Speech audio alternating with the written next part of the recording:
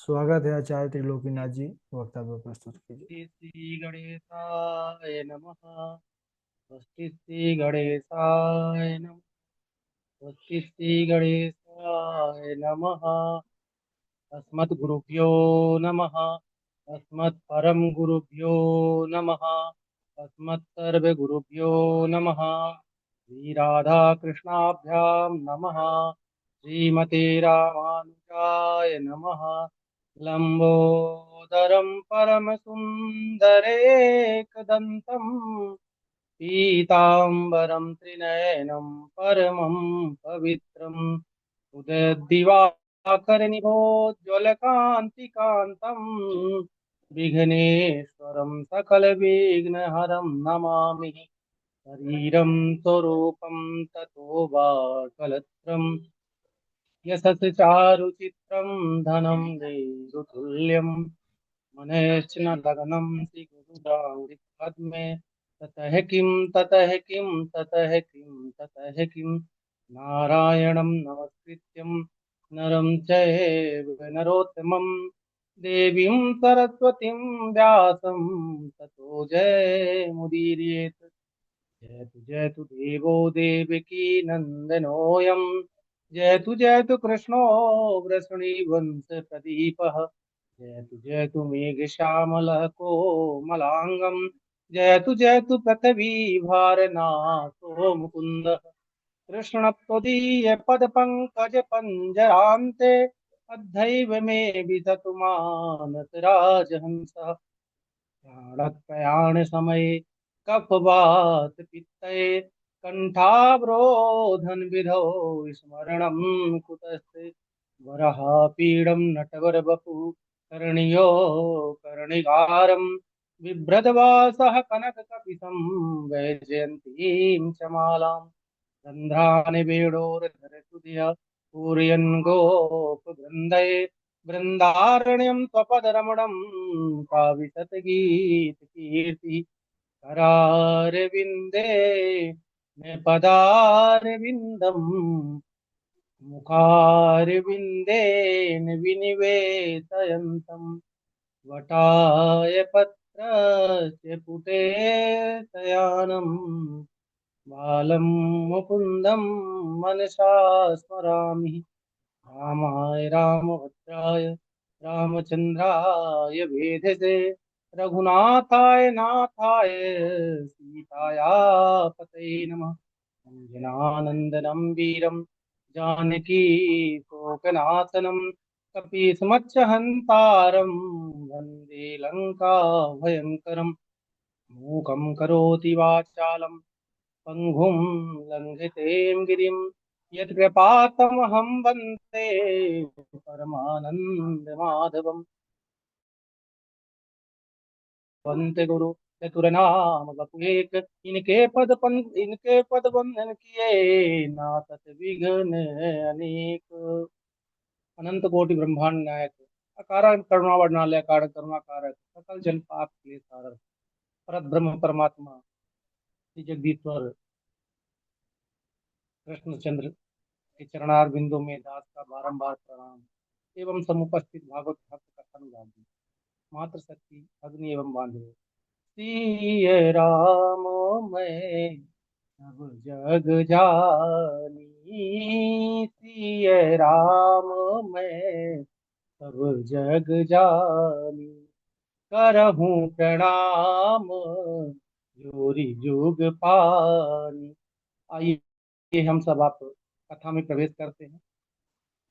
अब भगवान कृष्ण के जन्म के बाद नंदोत्सव की कथा आती है। नंदो नंदस्त्वात्मजमुत्पन्ने जाता हलादो महामनः अयूयं विप्रान् वेदज्ञान स्नातः सुधीरलंकृतः। नंद बाबा की चतुर अवस्था आ गई थी, उनके कोई संतान नहीं। उन्होंने ब्रजवासियों ब्राह्मणों को बुला के अनुष्ठान करवाया। ब्रजवासी ब्राह्मण दिन में अनुष्ठान करते और रात्रि को भांग रबड़ी खाकर आराम से सो जाते और भगवान से क्या प्रार्थना करते कि एक मेरे नंद बाबा को प्यारों को लल्ला दे। भगवान ब्राह्मणों से प्रार्थना को सुना। जब यशोदा मैया जो थी गर्भवती हुई, नंद बाबा उनकी सेवा के लिए अपनी बहन के लिए और उनकी बहन सुनंदा आई। जब प्रसव का समय निकट आया तो नंद बाबा यमुना के किनारे भगवान के ध्यान में मग्न हो गए और जप करने लगे।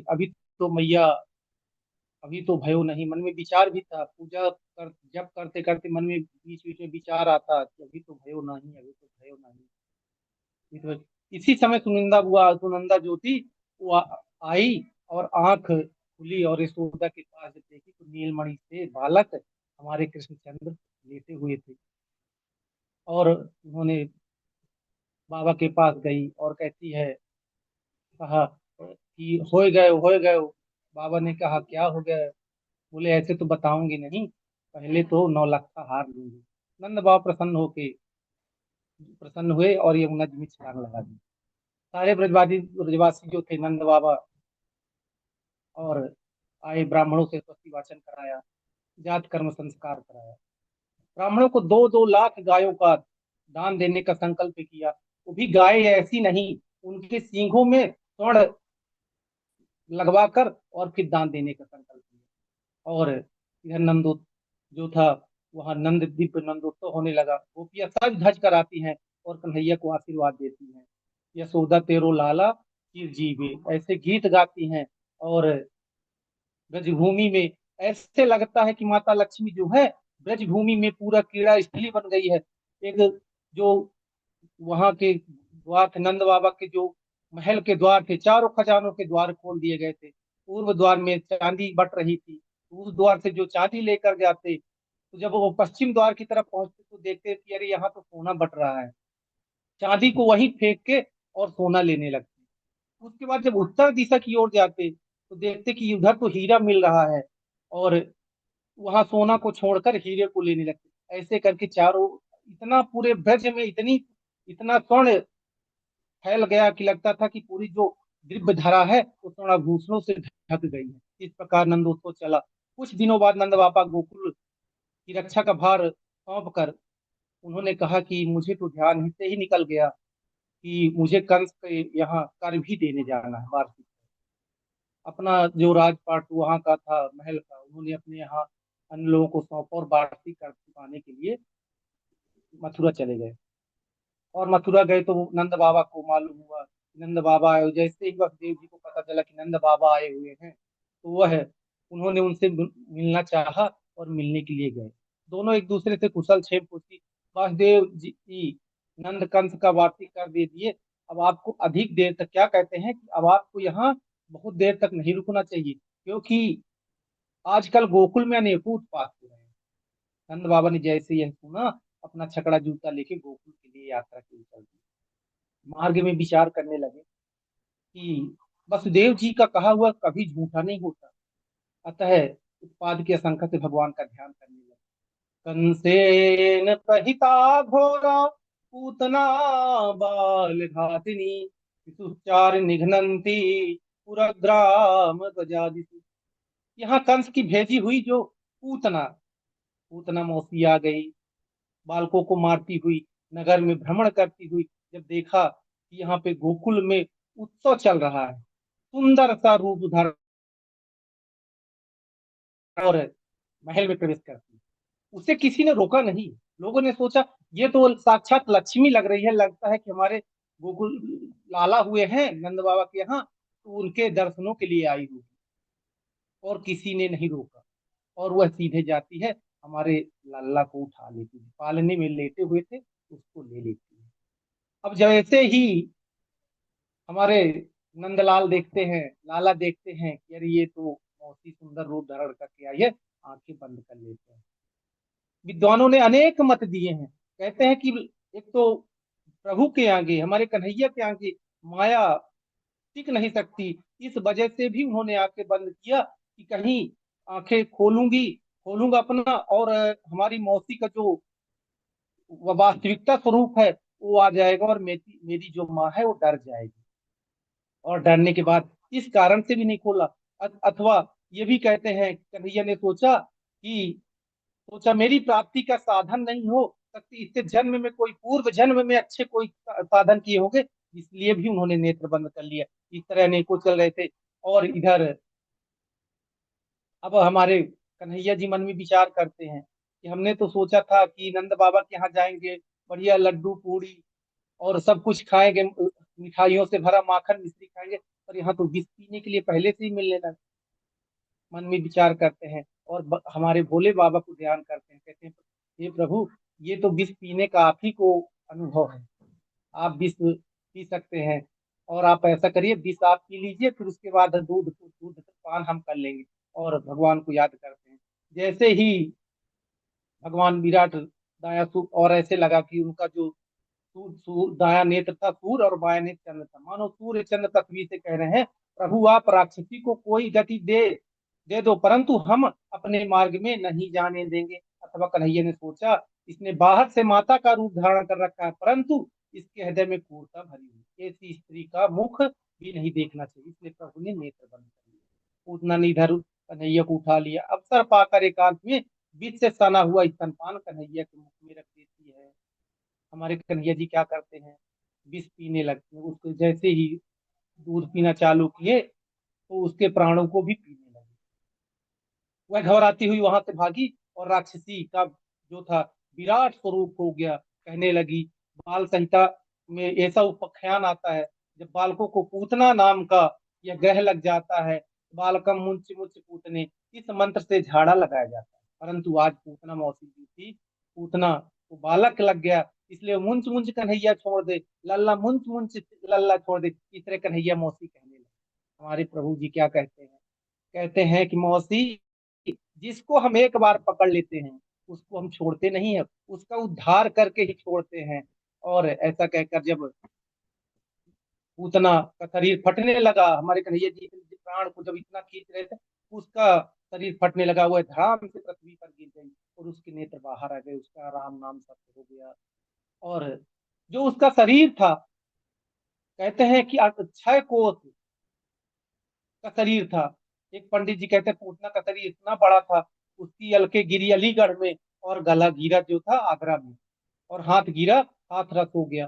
गोपियों ने पूतना की छाती से खेलते हमारे कन्हैया को उठाया, और उठाने के बाद गोमूत्र से स्नान कराया, गोरस लगाई, और गाय के पूंछ से झाड़ा किया, और 12 नामों से उनकी रक्षा के लिए जो गाय की पूंछ से झाड़ा लगा, इंद्रियाणि ऋषिकेशः प्राणन् नारायणो बतुः श्वेत दीप प्रतिश्चिंतम मनोयोगे स्वरोवतु। ऋषिकेश भगवान इंद्रियाणी की रक्षा करे, नारायण प्राणों की, और श्वेत दीप आदि दीप 12 भगवान, चित और योगेश्वर भगवान जो है, भगवान हम रक्षा करें। जिन बालकों की नजर लग जाती है, रोग से ग्रस्त हो जाते हैं, उनके लिए 8 श्लोक दिए हुए हैं। दसम स्कंध में 8वें अध्याय में 22 से 29 तक का श्लोक जो है वह बालकों के स्वस्थ होने के लिए पाठ किया जाता है। अब जब मथुरा से नंद बाबा लौट के आए, उन्होंने देखा, पूतना को मरा देखा, तो कहने लगे कि वासुदेव जी की वाणी कर। उन्होंने कहा यही उत्पात देखने को मिला, वासुदेव जी निश्चित तो किसी योगेश्वर ने जन्म लिया है। नंद बाबा से आज्ञा, पूतना के शरीर को कई टुकड़े किए गए। उन्होंने उस पूतने को शरीर को वहां के जो ग्वाल थे, उन्होंने कहा इसको करेंगे क्या। उन्होंने, क्योंकि इस 6 जोजन जो 6 कोस का शरीर था, उसको कैसे हो, उन्होंने उसके शरीर को छोटे छोटे टुकड़ों में किया, और जलाने के वहीं जाके यमुना जी के किनारे जलाने का जलाया। अब जब जलाया तो उससे स्मेल नहीं, सुगंध आ रही थी, दुर्गंध नहीं आ रही थी, अच्छी सुगंध आ रही थी, लगता था कि इत्रो से भरा हुआ सुगंध आ रही थी। तो सुखदेव जी कहते हैं, सुखदेव जी, राजा परीक्षित जी सुखदेव जी से कहते हैं, यह जो पापनी थी पूतना, इसके शरीर से तो इतनी दुर्गंध कैसे आ सकती है। उन्होंने कहा ये तो पापनी जो थी, पापनी रही कहाँ, यह तो हमारे कन्हैया जी के, कन्हैया जी का दर्शन पाने के बाद कोई भी पाप, उसके पाप तो सभी नष्ट हो गए, और कन्हैया ने जो गति हमारे मैया यशोदा को बाद में देनी चाहिए, वो पूतना को आज दे देते हैं। और परीक्षित जी छोटे बच्चों को, बालकों को कहते हैं कि ये तो मारती थी। पूतना लोक बाग बालघनी राक्षसी रुधिरासना जिज्ञासा यदि या पिहरे स्तनम दात्वा तदगति। पूतना, जो परीक्षित पूतना जाति से राक्षसी थी, छोटे बालकों को मारती थी, उनका रक्त पी लेना काम करती थी। श्री कृष्ण को भी वह मारने की इच्छा से आई, परंतु उन्हें कन्हैया ने जो माता को गति देनी थी वही उसको गति। हमारे गोस्वामी तुलसीदास जी क्या कहते हैं, ए सो को जग उदार जग माही, ए सो को उदार जग माही, बिनु सेवा जो द्रवै दीन पर, राम सरिस को नाई, हे सो को उदार जग माही। अब आगे संकट भंजन लीला आती है, जो परीक्षित जी कहते हैं भगवान कृष्ण 3 महीने के हो गए, उन्होंने पहली बार करवट बदला। अब वहां ऐसे ऐसे होने लगे कि जब हमारे कन्हैया जी पैर उठाते तो उत्सव चालू हो जाता, हाथ उठाते तो खुशियों से लोग उत्सव करना चालू कर देते, कह आज हमारे कन्हैया ने तो हाथ उठाया है। अब वो पहली बार 3 महीने बाद करवट बदली। मैया यशोदा ने गोपियों को एकत्रित कर ब्राह्मणों से स्वस्ति वाचन कराकर फिर वहां उत्सव चालू हो गया, और गोपियां बधाई गाने लगी। मैया ने देखा कन्हैया को नींद आ रही, तो उन्होंने एक छकड़े बैलगाड़ी के नीचे सुला दिया। और इधर सक्कासुर नाम का दैत्य आता है, जो पूर्व जन्म में हिरण्याक्ष का पुत्र था। उसने अपने शरीर का बड़ा अभिमान था। एक दिन उसने लोमस ऋषि के आश्रम में वृक्षों को अपने पैरों तले कुचलने लगा। लोमस ऋषि ने क्रोध उसको श्राप दे दिया कि जा तू देह रहित। तब से जो हिरण्याक्ष का पुत्र था, वो उनसे हाथ पैर जोड़ने लगा, विनय करने लगा। जब अब ऋषियों में एक वो है कि श्राप को देते हैं, पर कोई हाथ जब जोड़ लेता है ऋषि या गुरु के पास, तो उसे क्षमा भी कर देते हैं। तुलमत ऋषि ने कहा श्राप तो दिया है, पर आगे वैष्णव मंत्र में द्वापर युग में श्री कृष्ण के चरण स्पर्श से तुझे जो है मुक्ति हो जाएगी। वही सत्तासुर बनकर आया, कन्हैया छकड़े के नीचे दबाकर मारना चाहा, परंतु कन्हैया ने अपने नन्हे हाथों से चरण कमलों से ऐसा प्रहार किया कि आकाश में उड़ गया और धड़ाम से पृथ्वी पे गिरा, और उसका हो गया गोविंदाय नमो नमः। सारे मटकी फूट गई थी। छकड़े के गिरने की आवाज से गोपियों ने सुना और दौड़े दौड़े खेलते हुए बालक को से पूछा कि छकड़ा कैसे पलट गया। बालकों ने कहा किसी कन्हैया ने अपने पैरों से प्रहार किया है, छकड़े को उल्टा दिया। बालकों ने इस प्रकार बात की, विश्वास किसी को भी विश्वास नहीं कि इतना छोटा 3 महीने का बालक ऐसे कैसे कर सकता है। पर चलो सबको लगा कि चलो हमारे लल्ला तो सेफ है कन्हैया। और अब आगे तृणावत की कथा आती है। परीक्षित जी एक दिन मैया कन्हैया, जो मैया थी यशोदा मैया थी, हमारे कन्हैया को गोद में लेके दुलार कर रही। उसी समय तृणावत नाम का दैत्य आ गया। कन्हैया ने सोचा यदि हमारे मैया के हाथ से उठा के ले जाएगा तो हमारी मैया तो जो है वो धड़ाम से पृथ्वी पर गिर जाएगी और उसको सदमा लग जाएगा। उसने क्या किया, अपना वजन बढ़ाना, हमारे लल्ला जो है वजन बढ़ाने लगे। तो मैया को लगा कि अभी दूध पिलाई हूँ, इसलिए हमारा लल्ला भारीपन हो रहा है, इसलिए वहां पे ही लेटा के और अपने काम काज करने के लिए अंदर चली गई। और इधर जो था बवंडर के रूप में दैत्य आया और कन्हैया को लेके आकाश में उड़ा ले गया और गोकुल में घूमता रहा कन्हैया। परंतु जैसे ही मथुरा की ओर बढ़ा, हमारे कन्हैया को ले जाने के लिए मथुरा की ओर आगे बढ़ा, हमारे कन्हैया ने क्या किया, अपना वजन बढ़ाना चालू कर दिया। अब जैसे ही वजन बढ़ाना चालू किया, कन्हैया जो था राक्षस था, उसने पीछे की ओर देखने लगा कि अरे हमने क्या किया, हमने कहीं किसी पत्थर को तो नहीं उठा के लेके चले आए वहां से नीलगिरी पर्वत से चट्टान को, इतना भारीपन। जैसे ही पटकने के लिए छोड़ने के लिए सोचा, कन्हैया जी हमारे उसका गला पकड़ लिया। जैसे उसका वेग शांत हुआ और हो गया, आंखें बाहर निकल आई और धड़ाम से पृथ्वी पर आकर गिर गया। और ब्रजवासियों ने मरे हुए तृणावत को देखा तो कहने लगे, हिम शस्त्र पापेन विहिंसिता खलः, साधु समत्वेन भयाद भयाद विमुच्यते।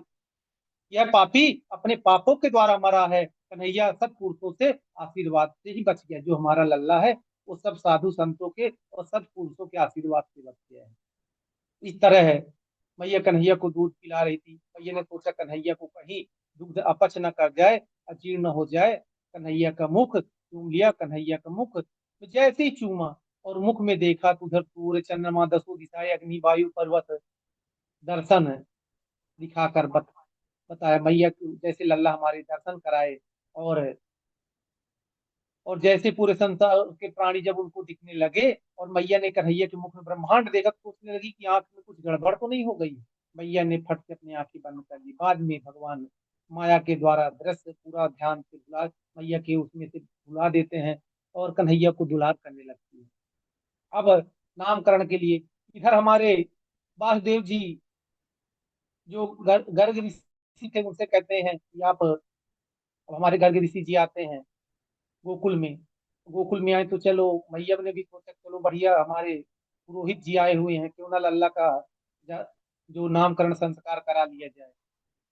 नंद बाबा जी ने गर्गाचार्य जी का स्वागत बंदन अभिनंदन किया और प्रार्थना की कि आप ब्रह्मचारियों के अत्यंत श्रेष्ठ हैं, हमारे ऋषि हैं, हमारे जो है आचार है, कुल आचार हैं। आप हमारे बालकों का नामकरण संस्कार कर दीजिए। हमारे गर्ग ऋषि जी क्या सोचते हैं, कहते हैं मैं वो तो सब जानते हैं, कंस भी जानता है मथुरा में कि मैं कुल पुरोहित हूँ नंद बाबा का, वसुदेव जी का। इसलिए आप हमसे यह जो है तो नामकरण संस्कार मत कराइए, लोगों को पता चलेगा, एक फिर से आफत खड़ी हो जाएगी। अभी तो शंका है कंस को, पर उसको बिल्कुल शंका उसका बिल्कुल सच में हो जाएगा कि क्योंकि मैं नामकरण कराऊंगा। तो हमारे नंद बाबा जो है कहते हैं आप इसकी चिंता मत करिए, किसी को कानो कान पता नहीं चलेगी, क्योंकि हम किसी को बुलाएंगे ही नहीं। आप हमारा जो बालकों का नामकरण संस्कार है वह हमारे गौशाला में करा दीजिए। और इधर यशोदा मैया को कहते और रोहिणी को कहती हैं आप चलिए वहाँ तैयारी करिए। और यहाँ से हमारे गर्गाचार्य ऋषि जी पहुंचते हैं और जातक संस्कार के लिए सब तैयार होने के बाद मैया इधर रोहित जो है यशोदा मैया और रोहिणी मैया तैयार होके उनको ये लगता है कि चलो परीक्षा ले लेते हैं कि हमारे गर्गाचार्य जी जानते हैं कि नहीं। उन्होंने बालकों को अदला बदली कर ली। और बलराम जी जो थे, पर हमारे जो गर्गाचार्य जी थे वो दिव्य त्रिकालदर्शी थे। यशोदा की गोद में बलराम जी को देखा, तर्जनी उंगली से इशारा कर हमारे बलराम जी ने तर्जनी उंगली से इशारा कर अहम हीरो हणि पुत्रो रामयन सुहृदो गुणै आख्यास्ते राम इति बलाधिक्याद बलम विदु। गर्गाचार्य जी कहते हैं यह रोहिणी का पुत्र है, बल की अधिकता के कारण लोग इसे बल कहेंगे। यह सबको आनंदित करेगा, इसलिए इसका दूसरा नाम जो राम होगा तब से ये बलराम कहलाएंगे। कंस के अत्याचार से जहां तहां लोग भागे हुए यदुवंशियों को यह एकत्रित करेगा और मेल मिलाप कराएगा, इसलिए इसका नाम संकर्षण भी होगा। इसके पश्चात गर्गा जी की दृष्टि हमारे कन्हैया जी पे पड़ी और जैसे ही पड़ी तो ध्यान में खो गए। नंद बाबा ने हिलाया डुलाया कि क्या हुआ। गर्गाचार्य जी ने कहा नंद तुम्हारा जो यह पुत्र है प्रत्येक युग में शरीर धारण कर चुका है, इस समय इसने कृष्ण वर्ण में स्वीकार किया है, इसलिए इसका नाम कृष्ण होगा। रोहिणी नक्षत्र में द्वितीय चरण में इसका जन्म हुआ है, इसलिए इसका दूसरा नाम वासुदेव होगा। यह वासुदेव जी के जो पुत्र है इसके इसलिए इसका नाम वासुदेव होगा। इसके अलावा इसके गुण और कर्मों के अनुसार अनेकों नाम होंगे जिन्हें मैं जानता हूँ, साधारण पुरुष जो है नहीं जानते। यह गोप और गायों की बड़ी आपत्तियों से रक्षा करेगा, गुणों की साक्षात नारायण के समान होगा। इस प्रकार नामकरण कर गर्गाचार्य जी मत बोला। इधर अब आगे बाल लीला की कथा आती है।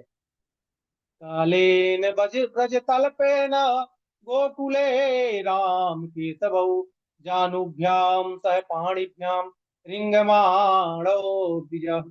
जब भगवान श्री कृष्ण और बलराम कुछ बड़े हुए, घुटनों के बल घिसटते हुए चलने लगे, एक दिन घिसटते घिसटते गोकुल के कीचड़ों में पहुंच गए और कीचड़ में स्नान करने लगे।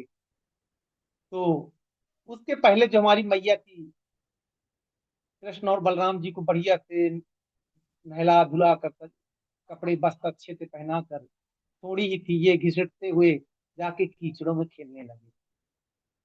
हमारी मैया जी कहती हैं, तुम सुख रोचि गत जन्मी पूतना रे। मैया यशोदा ने कहा, क्या तू सूकर था क्या पूर्व जन्म में, कि तू कीचड़ खेलने लगा। इधर हमारे कन्हैया ने सोचा, मैया को कैसे मालूम कि मैं पूर्व जन्म में था, सूकर था। कन्हैया सिर हिलाते हुए कहा, हाँ मैया, मैं सूकर ही था। और मैया ने कन्हैया की इस लीला को देखा तो हृदय से लगा लिया। उन्हें स्नान कराया, अच्छे वस्त्र पहनाए। और एक दिन नंदागण के में एक सुंदर सा बछड़ा बैठा हुआ था। कन्हैया हमारे धीरे धीरे गायों के पास पहुंचे और बछड़े को उसके पास पहुंच गए और उसकी पूंछ पकड़ ली। जैसे ही पूंछ पकड़े, बछड़ा उठकर भाग दिया। कन्हैया ने पूंछ में लटक गए, जोर जोर से आवाज आई, मैया बचाओ, मैया बचाओ। कन्हैया को यह हाल में मैया ने देखा तो कन्हैया छोड़, मैया कहने लगी, कन्हैया छोड़, मतलब कन्हैया हाथ को छोड़ दे। कन्हैया क्या सोचते हैं, मैया कहती है धोती छोड़। कन्हैया ने धोती छोड़ने लगे। कन्हैया ने जैसे धोती छोड़ी, इतने में बछड़ा नहीं रुका। कन्हैया अपनी लंगोट भी छोड़ दी। सोचा कि धोती धोती के लिए नहीं, पूरे लंगोट लंगोट भी हमारे कन्हैया जी छोड़ देते हैं। और नंग नग्न अवस्था में, और जैसे ही बछड़े को रोका, एक दिन एक सुनार गोकुल में आया। और जब वो कहीं चला गया, कृष्ण बलराम वहां आ गए और उनकी फूकनी से आग फूकने लगे। जब आग की चिंगारी शरीर पर पड़ी, तो दोनों भागे। एक दिन नंद बाबा आंगन में एक सुंदर सा कुत्ता आ गया। कन्हैया उस कुत्ते के पास पहुंच गए, कुत्ते के मुंह में उंगली डाल दी। सोचा यह कुत्ता कहीं काट न ले, दौड़ी दौड़ी कुत्ते को हाथ भगाने लगे। बच्चों का स्वभाव ही होता है। एक दिन कृष्ण और बलराम घिसटते घिसटते पानी की हौद के पास पहुंच गए और कूद पड़े। जब डूबने डूबने और उतराने लगे तो जोरों से आवाज लगाई, मैया बचाओ, मैया बचाओ। परंतु मैया तुरंत आई और उन्होंने पानी से बाहर निकाला। एक दिन आंगन में मोर आया। कन्हैया धीरे धीरे उसके पास गए और उस पर बैठ गए। वह जोर से कन्हैया को लेकर आकाश में उड़ गया। मैया ने जैसे तैसे कन्हैया को ऊपर से नीचे उतारा। इस प्रकार कृष्ण और बलराम अनेकों लीलाएं करते हुए, जिसके कारण मैया यशोदा का घर का काम धंधा नहीं हो पाता।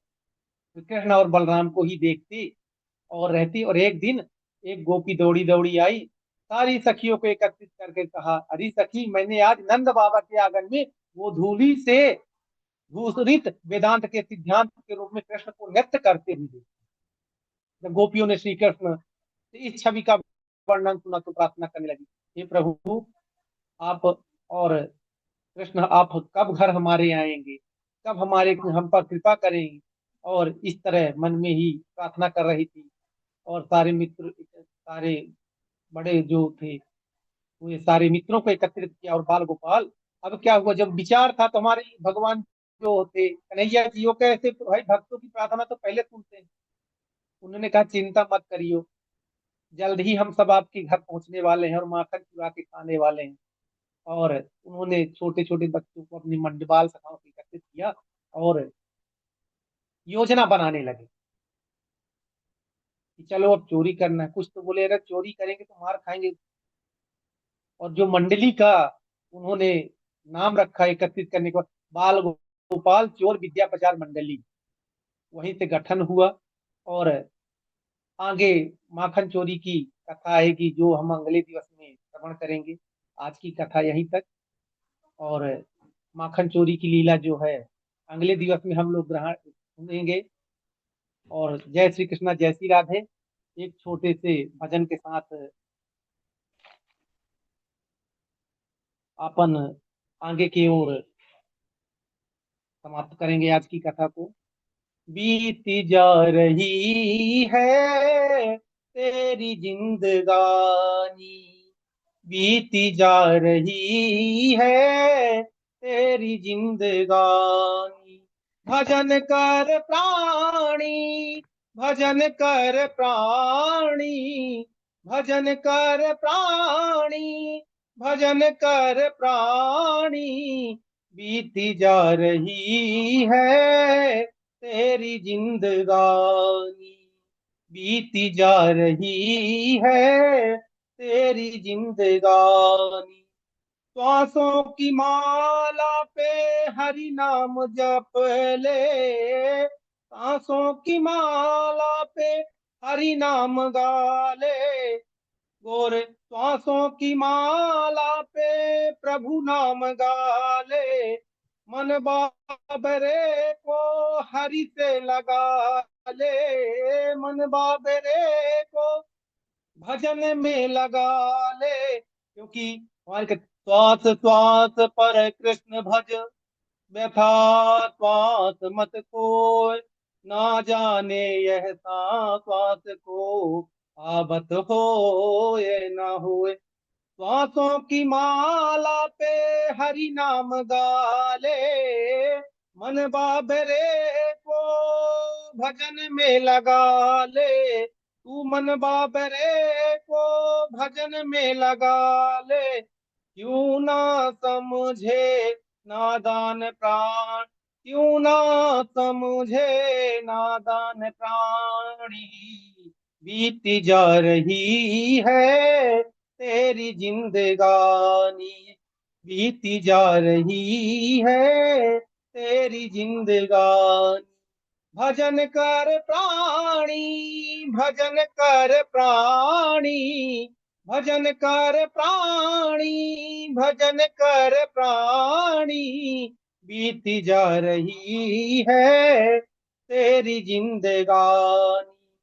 हरि गुरु संतन की सेवा तू कर ले, हरि गुरु संतन की सेवा तू कर ले, मूरख चादर मैली कीन्ही, तू मूरख चादर मैली कीन्ही, गुरु आज्ञा तू नहीं मानी, गुरु आज्ञा तुझे नहीं मानी, बीती जा रही है तेरी जिंदगानी। भजन कर प्राणी, भजन कर प्राणी, बीती जा रही है तेरी जिंदगानी। हम आप सबका सौभाग्य कि हम सब गुरुदेव भगवान की चरणों छत्र छाया में हम सब भागवत कथा श्रवण एवं कथा कहने का अभ्यास, और सबसे अच्छी बात ही अपने गुरुदेव भगवान से कथा सुन पा रहे हैं, ये हम सबका बड़ा सौभाग्य है। और आज की कथा समाप्त। जी गुरु जी, राधे राधे। बहुत सुंदर, बहुत बढ़िया। अभी हमारे त्रिलोकी जी सुंदर भगवान का बाल लीला के साथ साथ जन्म का भी सुंदर कथा का वर्णन किया। ठाकुर जी कृपा बनी रहे और जल्दी जल्दी वक्तव्य करते रहें, तो जो एक भाव है वो और वाणी का जो एक प्रवाह होता है वक्ता का, वो अपने आप प्रभु कृपा से, किशोरी जी कृपा से अपने आप बढ़िया होता जाएगा।